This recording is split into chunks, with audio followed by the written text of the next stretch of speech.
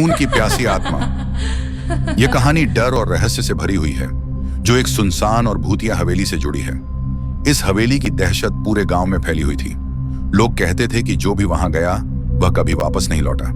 लेकिन जिज्ञासा और साहस से भरे 3 दोस्त रवि, अमन और विशाल इस डर को चुनौती देने का फैसला करते हैं। वे YouTube के लिए एक वीडियो बनाने वहां जाते हैं, लेकिन उन्हें यह नहीं पता था कि वे अपनी जान के साथ खेल रहे हैं। गांव से दूर स्थित यह हवेली समय के साथ खंडहर बन चुकी थी। लोग कहते थे कि यहाँ एक खून की प्यासी आत्मा रहती है, जो जिंदा इंसानों का खून पीकर अपनी शक्ति बढ़ाती है। रवि, जो डरावनी जगहों की कहानियां बनाता था, इस हवेली की सच्चाई जानने के लिए वहां जाने का फैसला करता है। उसके दोस्त अमन और विशाल भी उसके साथ जाने को तैयार हो जाते हैं। रात के 12 बजे तीनों दोस्त अपने कैमरे और टॉर्च के साथ हवेली में दाखिल होते हैं। अंदर घुसते ही माहौल पूरी तरह बदल जाता है। तेज ठंडी हवा, अजीब सी सड़ांध और दीवारों पर खून के धब्बे उन्हें महसूस कराते हैं कि वे किसी भयानक जगह पर आ गए हैं। जैसे ही वे हवेली में आगे बढ़ते हैं, दरवाजे अचानक अपने आप बंद हो जाते हैं। विशाल पहले तो मजाक में लेता है, लेकिन अगले ही पल फर्श पर ताजा खून की बूंदें टपकने लगती हैं। अमन डर कर बोलता है, भाई यह सब असली लग रहा है, हमें यहां से निकलना चाहिए।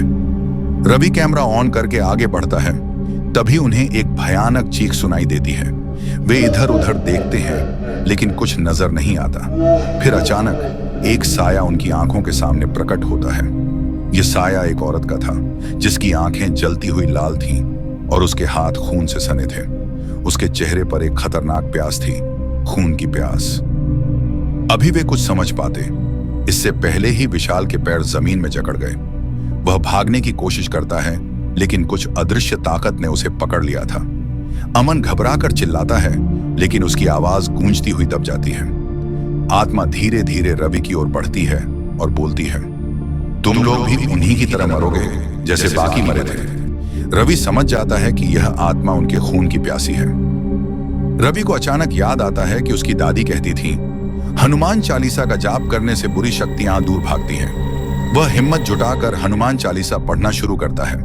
जैसे ही वह पहला मंत्र बोलता है, आत्मा जोर से चिल्लाने लगती है।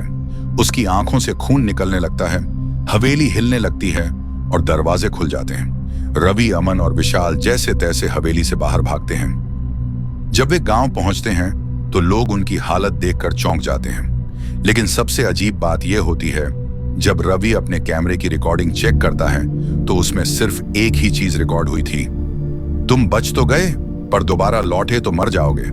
इसके बाद गांव में कोई भी उस हवेली की तरफ जाने की हिम्मत नहीं करता।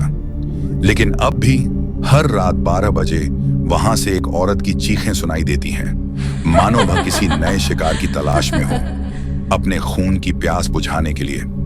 इस कहानी से क्या सीख मिलती है? अंधविश्वास और सच्चाई के बीच एक महीन रेखा होती है, जिसे कभी कभी नजरअंदाज नहीं करना चाहिए। अज्ञात स्थानों की जिज्ञासा कभी कभी जानलेवा साबित हो सकती है। आध्यात्मिक शक्ति बुरी आत्माओं से बचने में मदद कर सकती है।